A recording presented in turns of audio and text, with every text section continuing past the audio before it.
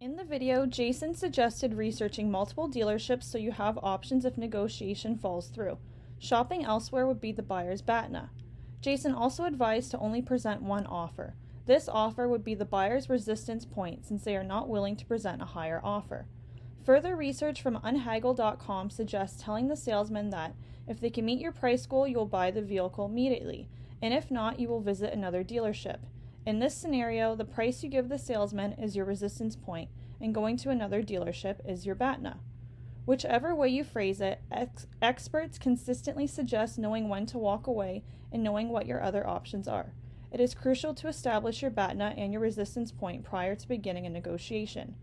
Knowing your BATNA will give you power in the negotiation because you do not have to accept an unsatisfactory deal. You need to know what your resistance point is so you know when to move on from the negotiation and to explore your BATNA. With this provision applies to the negotiation checklist that we've learned in class because we've discussed that doing our research prior to attending the negotiation gives the individuals the upper hand as they are well prepared for any questions or resistance that they will be facing during the negotiation. That we have a plan B or another option where there are disagreements in a negotiation, and to ensure that we have our walking away point.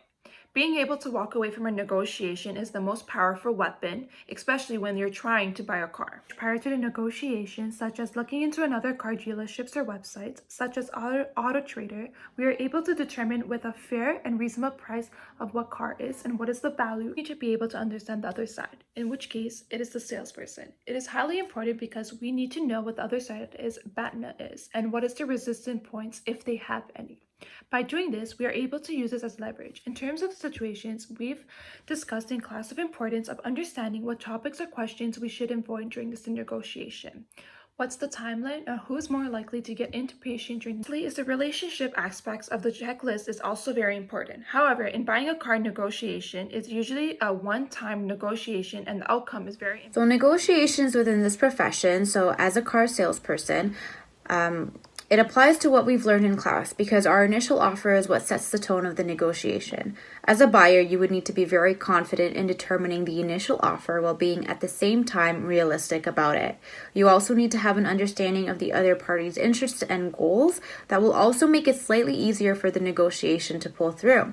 So for example, you want to do your prior research before going into the negotiation because you want to ensure that you have your BATNA, you have your backup plan, and you have that power to walk away if anything happens.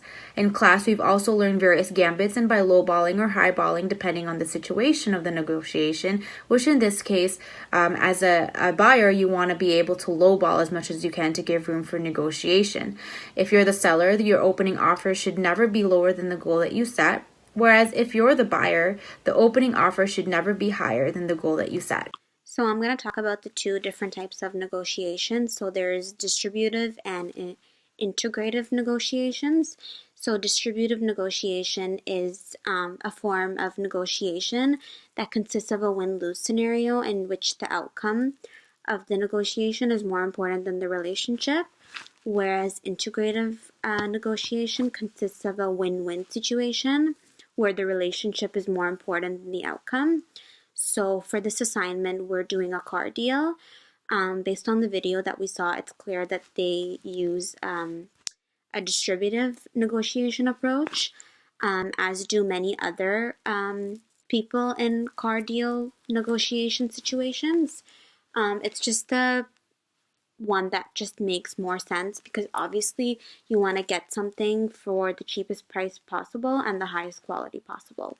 We'll be using 6 negotiating gambits. The first is never say yes to the first offer. This is never agree to the first price given at the negotiating table. The second is ask for more. This is usually for advice for the seller when they're selling their car to always ask for more. The next is play reluctant buyer and seller. This technique is used in the negotiating table to make the other party feel reluctant. The next is higher authority. This is basically saying that you would need to check with your spouse or whomever before making decisions. The next gambit is walking away. It's important to know when to walk away when there isn't going to be an agreement on the negotiating table. And lastly is the flinching technique.